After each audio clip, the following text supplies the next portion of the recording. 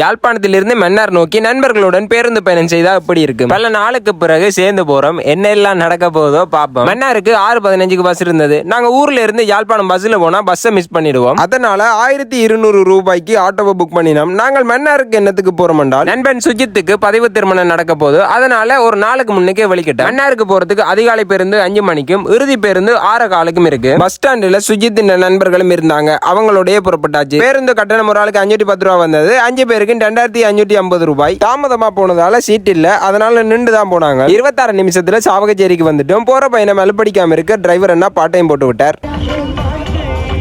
மச்சான் பஸ்ல பாட்டை போட்டு அலப்பற பண்றோம்னு சொன்ன நண்பனு நல்ல நித்திரை. 10 நிமிஷம் முழங்காவில் நகரத்துல டிரைவர் என்ன பஸ் அனுப்பாட்டிட்டார் சாப்பிடுறதுக்கு. இவர் எங்களுடைய நண்பர் தான். ஒரு கடையில ரோல் சமோசா எல்லாம் இருந்தது. பக்கத்திலேயே கொத்து ரொட்டியும் போட்டு இருந்தேன். அங்க இருந்து குடுகுடுன்னு நடந்து பக்கத்துல ஒரு கடையில ரோல் சமோசா எல்லாம் சாப்பிட்டுட்டு ஒரு 1200 ரூபாய் பில்ல வச்சுட்டு வந்துட்டோம். பஸ்ஸுக்கு ஒரு 2-3 பேர் கீழே இறங்கின பிறகு எங்களுக்கு சீட் கிடைச்சது. நாங்க போன நேரம் இருண்டதால வெளியில ஒரு இடங்களையும் பார்க்க முடியாம இருந்தது. யாரெல்லாம் மன்னாரில இருந்து காணொலி பாக்குறீங்களோ கமெண்ட் பண்ணிட்டு போங்கப்பா. மன்னாருக்கு போறதுக்கு முன்னுக்கு ராணுவத்தால சோதனை நடக்கும். நாங்க போன நேரம் அந்த சோதனை நடக்கவில்லை. ஒரு 3 மணித்தியால பயணத்துக்கு பிறகு நாங்க மன்னார் நகரத்துக்கு வந்துட்டோம். நிலநடுக்கம் வந்தாலும் நண்பன் நல்ல நித்திர கொள்ளுவான். மன்னார்ல எங்க பார்த்தாலும் கழுதைகளை பார்க்கலாம். கிட்ட போனா உதைக்காதுன்னு தெரியாது நண்பனுக்கு. நல்ல வேளை உதைக்கல. போற வழியில ஒரு மைதானத்துல கிரிக்கெட் மேட்ச் நடந்தது. அதையும் பார்த்துட்டு நடந்து போன நண்பன் வீட்டுக்கு. அங்க போனா சுஜித்தின் நண்பர்கள் எல்லாரும் கூட்டமா இருந்து கதைச்சு கொண்டிருந்தாங்க. நாங்களும் அந்த கூட்டத்தோட இருந்து கதைச்சு கொண்டிருந்தோம். இவர் தான் நண்பன் சுஜித். நேரம் 10:30 ஆகுது. இதுக்கு மேல முடியாது, சாப்பிட்டு நித்திர கொள்வோம் நண்பனோட வலிக்கிட்ட மாட்டோம்ல. இரவு சாப்பாடு பரோட்டா மீன் கறி. சாப்பிட்டு தூங்கலாம்னு பார்த்தா நண்பன் கட்டில பிடிச்சிட்டான். அவனை மிரக்கி விட்டுட்டு தூங்கலாம்னு பார்த்தா பாட்டை போட்டுட்டு கொஞ்ச நேரம் மலப்பற பண்ணி கொண்டிருந்தாங்க.